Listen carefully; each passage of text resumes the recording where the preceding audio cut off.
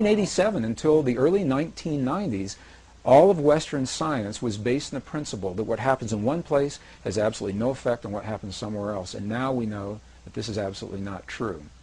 So I'd like to share with you 3 experiments that are absolutely shaking the foundation of Western physics. The first was conducted by a Russian physicist, Vladimir Poponin, in the early 1990s. He came to the United States to finish this series of experiments. And what Poponin did was he wanted to investigate the relationship between human DNA and the stuff our world is made out of, little packets of energy that we call photons, little particles of light, if you want to think of them that way. So the experiment consisted of taking a tube, a glass tube, drawing all the air out of this tube, creating what today we call a vacuum, implying that there's nothing left in this tube. However, we know that there's still something left, these little particles of light. So Poponin measured the particles to see how they were distributed. Did they fly all over the place inside the tube, or were they all accumulated at the bottom, or what happened with them? And the results of this part of the experiment were not surprising, because the little particles of light, the photons, were completely random, and this is what they expected. The next part of the experiment is where this gets really, really interesting, because they placed some human DNA into this tube. And the human DNA, when they remeasured the photons, the human DNA had caused the photons to form an alignment. The DNA was having a direct effect on the stuff our world is made of. Now, this is precisely what ancient spiritual traditions have always said, that something within us has an effect in the world around us. The second experiment is a fascinating experiment. It's a military experiment. And what they did, in essence, was they took some human DNA, some scrapings from the tissue of inside the mouth of a donor or volunteer, and they placed this DNA in a device that could measure its effects in one room of a building, while the donor that the DNA came from is in another room in the same building. And what they did was they subjected the volunteer to what they called emotional stimulation that would elicit genuine responses of emotion, of joy or sadness or fear or anger or rage in one part of the building, and they were measuring the DNA to see if the DNA would affect to the donor's emotions. Now, why would it? In Western physics today, there's absolutely nothing that suggests that that DNA is still linked to the donor on the one hand. And on the other hand, as they conducted these experiments, what they found was just the opposite. What they found was that when the donor was having his emotional peaks and valleys in one room, the DNA was having its emotional peaks and valleys in another room at exactly the same time. So the third experiment was conducted again in the early 1990s by the Institute of Heart and Math, a pioneering research organization based in Northern California that are exploring the human heart is much more than simply as a pump that moves blood through our bodies. And although our hearts do precisely that, it may be the least of what our hearts do. They're discovering that our hearts are the strongest magnetic field in our bodies, and the electromagnetic field that is produced by our hearts has an effect that extends well beyond our bodies. So they designed an experiment to test precisely this theory. There's no surprise. They took some human DNA and they isolated the DNA and asked individuals that were trained to feel what are called coherent human emotions, very clear emotions of love, appreciation, compassion, or anger, rage, and hate, to have those feelings on demand. And as the people who were trained to have the feelings did so, they measured the way the DNA responded. And what they found was this. They found that in the presence of appreciation, love, compassion, forgiveness, the DNA became tremendously relaxed. And just the opposite is true as well. In the presence of anger, rage, hate, jealousy, DNA was tightened like a little knot. Well, each of these 3 experiments was interesting unto itself. When you put them all together, however, rather than being interesting, isolated experiments, they begin to tell a story. And the story looks something like this. The first experiment, Vladimir Poponin's experiment, said that the DNA in our bodies has a direct effect on our world, on the physical stuff our world is made of on the energetic level. The last experiment shows that human emotion has the ability to change the DNA that's having an effect on the world around us. And the middle experiment, the one that was conducted by the United States Army, shows that whether we're in the same building or 400 miles apart, the effect is the same. We're not bound by space and time. And as a matter of fact, the results of the experiments are saying precisely this, that you and I have a power within our bodies that is not bound by the laws of physics the way we understand them today. Ancient traditions not only recognized this relationship, they invite us one step further, and they left precise instructions in terms of how we apply this in our lives. In the late 1980s, I was an engineer working in the defense and aerospace corporations. I began exploring these concepts as an engineer, looking in the world around me to understand the history of those who have come before us. And it is that thinking that led me into the journeys of some of the most amazing places in the world, from the temples in Egypt, the Andes Mountains in Bolivia and Peru, into India and Nepal, the highlands of central China and Tibet, all through the American desert Southwest, searching for information and clues that would help us to understand how we relate to the world and how we can use this power of feeling, this power that speaks the language, the world around us. And this is precisely what the abbot in Tibet was describing to us. He was describing a mode of prayer that's based in feeling. And he said, we must feel the feeling as if the prayer has already been answered. And in that feeling, we are speaking to the forces of creation, allowing the world to respond to us, allowing this field, the quantum hologram, the mind of God, to respond to us with what it is that we are feeling within our hearts.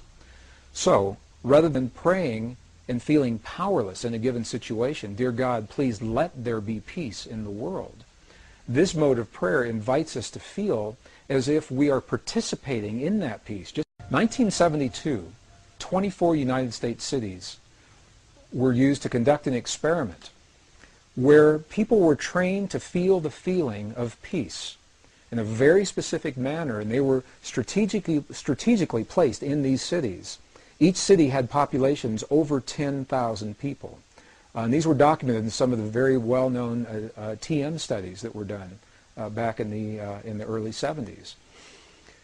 And what happened was, during the time that the people were feeling the feelings of peace, in the community around them, beyond the buildings where they were having their experience, the communities experienced statistically measurable reductions in crime. Violent crimes against people, traffic accidents declined. In some cities like Chicago, where the stock exchanges, the stock market soared while peace was in place. And when they stopped their prayers, all those statistics reversed. And they did this time and time again. And it is so precise that we now know, the statisticians were able to determine precisely the number of people that are required to kickstart, to jumpstart this kind of an effect. So I'll share the formula, and then I'll describe what that formula means. The effect is first noticed when a certain number of people are participating. And that number, the minimum number, is the square root of 1% of a given population. So what does that mean? If you have a city of 1 million people, for example, you take 1% of 1 million on your little calculator, and then you take the square root of whatever that 1% was, and that number tells you how many people are necessary, the threshold number, to begin the effect. Obviously, the more people that participate, the greater the effect. For a city of 1 million people, that number is only about 100. In a world of 6 billion people, the square root of 1% of the given population is only about 8,000 people. I had the opportunity during that time to see some video footage of the healing of a 3-inch diameter bladder cancer inside the body of a woman who, by Western medical standards, had been diagnosed inoperable. She had gone, as a last resort, to a medicineless hospital in Beijing, China. So in the video documentation, the film shows a woman lying on in a hospital room. She's fully awake, she's fully conscious, she believes in the process that's about to happen. Before her, there is an ultrasound technician who is running an ultrasound wand over her lower abdomen that we can see on a split-screen television. And on the left-hand side of the screen, they do a snapshot, a freeze frame of an instant in time for reference, so we can see what her condition looked like in that instant in time. On the right-hand side of the screen, we are able to watch real time as 3 practitioners stand behind her, working with the energy in her body and with the feelings in their bodies.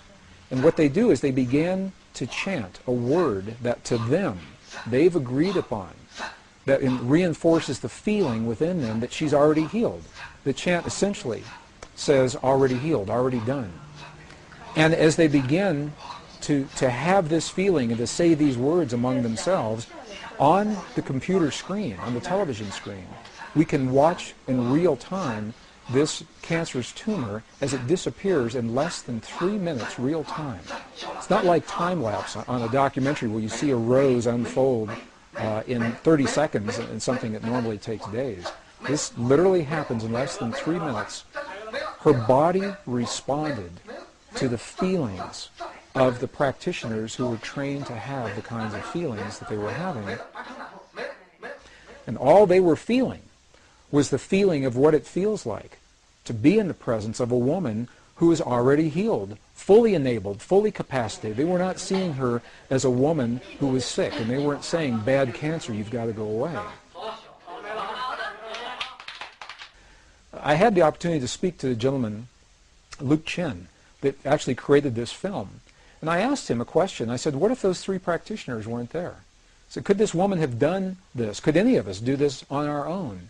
And he smiled at me when I asked him the question. He said, Greg, in all probability, she probably could have done it alone.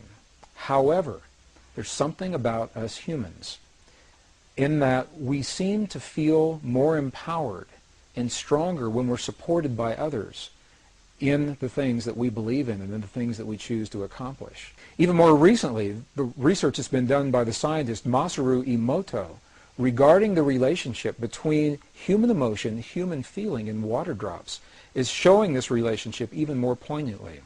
What has happened is that these scientists, this particular research project, has discovered that droplets of water that make up over 70% of our world anyway and 70% of our bodies, that these droplets of water respond to human emotion, whether it is felt in the body or as it is actually written on labels that are placed onto vials of water, and the emotion of the researcher as the labels are being written and placed onto those vials. The vials are then frozen for a specific period of time, removed from the freezing process, and as they begin to thaw, they crystallize. And the crystals are the telltale sign of what is happening with the emotion.